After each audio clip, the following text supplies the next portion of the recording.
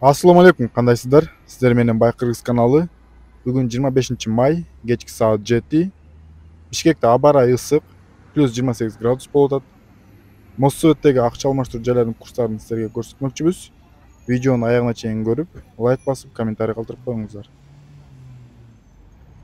Доллар 80 сом 90 тыйын, евро 85 сом 50 тыйын, рубль 1 сом 27 тыйын. Доллар 81, евро 85, рубль 1 сом 26 тыйын. Доллар 80 сом 80 тыйын, евро 85 сом 20 тыйын, рубль 1 сом 27 тыйын. Доллар 80 сом 80 тыйын, евро 85, рубль 1 сом 27 тыйын. Бул жерде курс төмөндөгүдөй.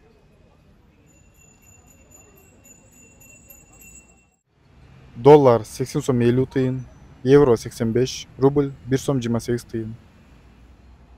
Көңүл бурганыңыздар үчүн чоң рахмат, сак саламатта туруңуздар.